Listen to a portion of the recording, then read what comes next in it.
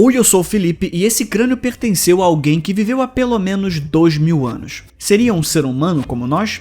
Ou outra espécie que conviveu conosco? Alienígena? Um mistério insolucionável da biologia? Ou apenas plagiocefalia?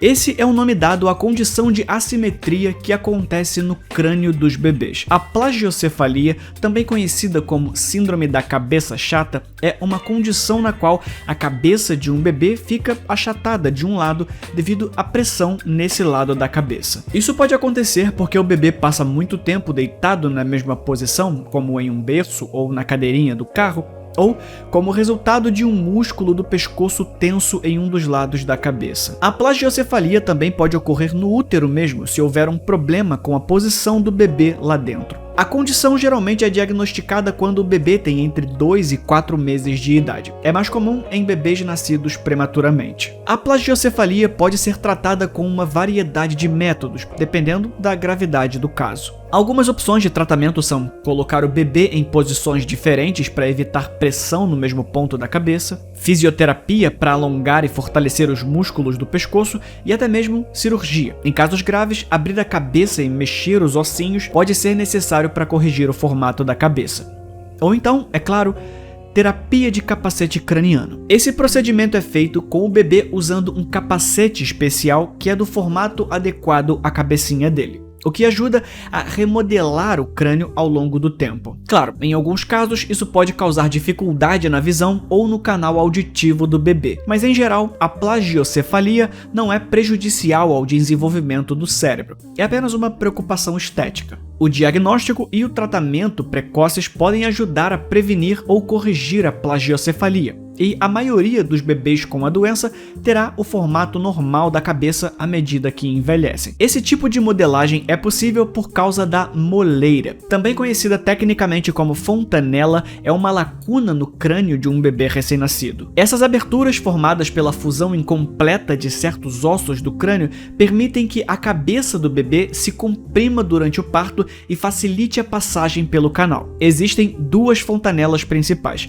a fontanela anterior, localizada na frente da cabeça, e a fontanela posterior, localizada na parte de trás da cabeça. À medida que o bebê cresce e os ossos do crânio se fundem, as fontanelas acabam fechando, normalmente por volta de 1 ano e meio a 2 anos. Essa peculiaridade da anatomia humana nunca foi alvo de um marco da medicina, porque, desde que conseguimos nos lembrar, era conhecimento comum. Desde a antiguidade, quiçá da pré-história, que sabemos disso. E é essa flexibilidade dos crânios dos bebês que permite empreitadas muito doidas de certas culturas. A criação de crânios tão diferentes que alguns cientistas até duvidam que sejam de humanos.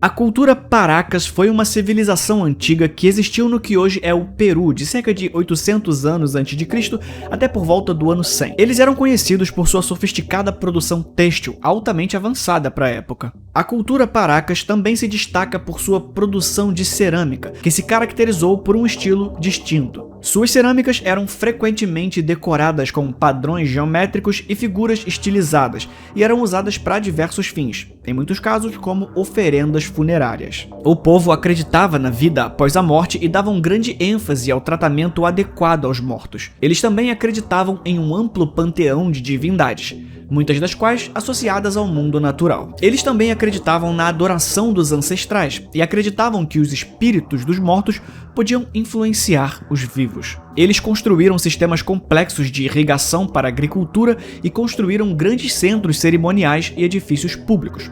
A necrópole de Paracas, por exemplo, é um grande cemitério localizado na costa sul do Peru, uma das realizações arquitetônicas mais notáveis da cultura. É um enorme complexo de túmulos e estruturas funerárias, com alguns túmulos atingindo até 27 metros de comprimento. E foi verificando os seus mortos que tomamos conhecimento de uma característica peculiar desse povo. Os crânios alongados da cultura foram encontrados em vários locais diferentes, incluindo a necrópole. Eles foram descobertos em vários estágios de preservação, alguns relativamente intactos, enquanto outros estavam fragmentados. Acredita-se que o alongamento dos crânios seja resultado de uma deformação craniana muito bem calculada, através da aplicação de pressão na cabeça. Essa era uma prática comum entre muitas culturas e provavelmente não foi diferente com eles. Mas há quem duvide. Existem várias teorias sobre por que a cultura Paracas praticava essa deformação craniana. Mas o mistério dos crânios de Paracas foi aprofundado pelo fato de que eles não são apenas alongados, mas também possuem algumas características incomuns, como um volume craniano muito maior e o fechamento da moleira era também anormal. O que levou alguns pesquisadores a sugerir que esses crânios pudessem não ser daqui.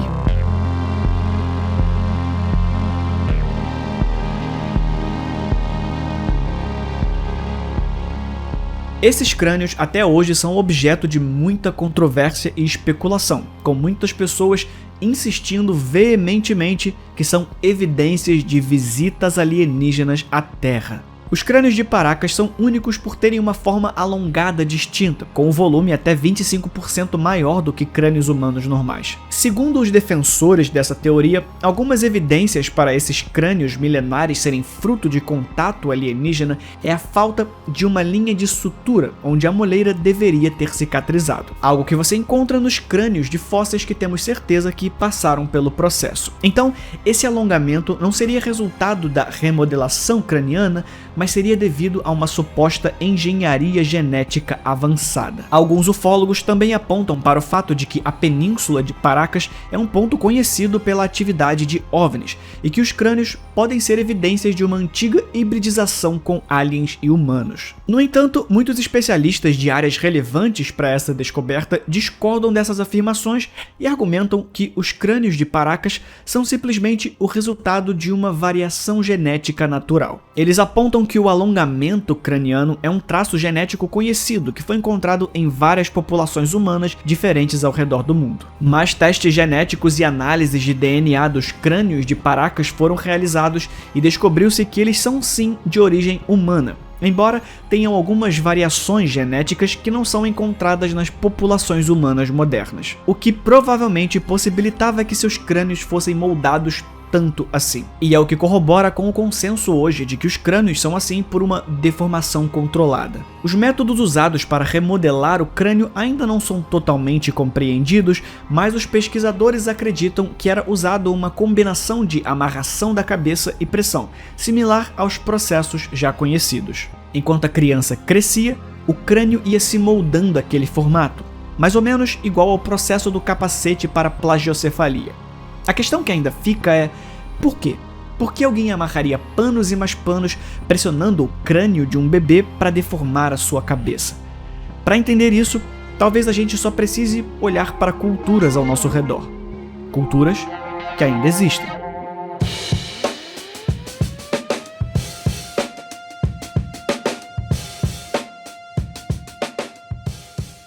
Esse tipo de modificação craniana era uma prática usada por muitas culturas antigas ao redor do mundo. Nesses povos, a prática é utilizada por uma variedade de razões, incluindo estética, rituais religiosos e práticas sociais. O ato de remodelar intencionalmente o crânio tem uma história que antecede os registros escritos. Foi amplamente praticado por uma variedade de culturas em diferentes localizações geográficas e cronológicas, como por exemplo em Vanuatu. Lá, a deformação craniana era praticada pelo povo da ilha de Malakula. A prática era usada para sinalizar status social e beleza, sendo as deformações mais valorizadas as mais extremas. A deformação era conseguida de forma tradicional, amarrando a cabeça com uma bandagem que era apertada com o tempo para atingir a forma desejada. A prática da deformação craniana não se limitava a nenhum gênero ou faixa etária específica. Essa prática foi transmitida de geração em geração, sendo a cabeça de cada criança amarrada por seus pais ou avós. Apesar da prática ser bastante difundida, não se sabe exatamente quando começou em Malakula. No entanto, a prática já estava bem estabelecida quando os exploradores europeus chegaram à ilha no século XIX. Os exploradores registraram suas observações da prática em seus diários, descrevendo os distintos crânios alongados resultantes da amarração. Claro que a prática da deformação craniana tinha seus riscos. O processo de apertar o crânio poderia fazer com que ele rachasse ou simplesmente quebrasse. Se a criança tivesse sorte, teria um crânio assimétrico e deformado para sempre. Se não tivesse sorte, teria infecções e até morreria. Apesar disso, a prática persistiu em Malakula até o século XX, quando começou a desaparecer. Hoje, a deformação craniana não é mais praticada em Vanuatu e basicamente em lugar nenhum, e a única evidência da prática pode ser encontrada nos ossos da ilha e nos registros históricos dos exploradores. Um dos últimos lugares a ainda performar a prática foi no Zaire, entre os rios Ituri e Vele, e que até 1971 era um estado do Congo. E é de lá que temos as melhores fotos de pessoas ainda vivas com os crânios alongados. Assim, podemos ter uma ideia de como essas pessoas eram na vida adulta. Inicialmente, acreditava-se que essa prática existia em populações humanas antigas, como os Neandertais e os primeiros Homo sapiens até pelo menos 9.000 anos atrás. Alguns crânios assim foram encontrados na caverna de Shanidar, no Kurdistão. Pesquisas posteriores concluíram que se tratava dos crânios de Neandertais, o que levanta uma hipótese interessante, mas difícil de ser testada. Os crânios de Neandertais eram um tanto alongados. E se a prática se deu de alguma forma para tentar copiar os crânios que encontravam e que talvez associavam com os seus antepassados? Mas aí é só viagem minha, não dá para saber e não tem nenhuma forma de testar isso. A referência escrita mais antiga a essa prática pode ser encontrada talvez nas obras de Hipócrates por volta de 400 a.C., nas quais ele descreve um grupo conhecido como macrocéfali, ou cabeças longas, conhecidos por suas modificações cranianas. Hoje, acredita-se que ele provavelmente se referia à civilização minoica. E, apesar de não haver evidências físicas das práticas, Hipócrates provavelmente usou como referência as artes em cerâmica do povo que descrevia indivíduos assim. Um dos primeiros exemplos de modificação do crânio com registro mais confiável pode ser encontrado no Antigo Egito, onde era usado para indicar status social. Os crânios dos faraós e de outros indivíduos do alto escalão eram frequentemente alongados e moldados para lhes dar uma aparência distinta. Isso ajudava a diferenciá-los do resto da população e reforçava o seu status de líder. Outra cultura antiga que praticava a modificação do crânio foi a civilização maia na América Central. Os maias modificavam os crânios dos bebês por meio do uso de tiaras, que faziam a mesma função das bandagens. Acredita-se que isso tinha um significado religioso e que aproximava o indivíduo dos deuses. Na Europa antiga, a prática era usada pelos celtas, que acreditavam que isso os protegeria na batalha e os tornaria mais temíveis aos olhos de seus inimigos. Na Ásia antiga, a prática era usada pelos nômades hunos. Embora a modificação do crânio fosse uma prática comum em muitas culturas antigas, os métodos usados variavam muito. Esses métodos muitas vezes eram dolorosos e podiam causar sérios problemas de saúde, como dores de cabeça, dificuldades respiratórias e até a morte, como eu citei. O estudo da modificação do crânio pode fornecer informações importantes sobre culturas antigas e suas crenças. Também pode servir como um lembrete da diversidade da expressão humana e das maneiras pelas quais as pessoas usaram a modificação corporal ao longo da história. É uma peculiar manifestação física do desejo humano de alterar o próprio corpo em busca de beleza, status e pertencimento. É um exemplo fascinante de como a estética e as crenças culturais podem moldar nossos corpos e a nossa compreensão de nós mesmos e dos outros. Eu espero que o vídeo de hoje, por mais que não tenha alongado o seu crânio, tenha esticado pelo menos um pouquinho a sua mente. A gente se vê na próxima.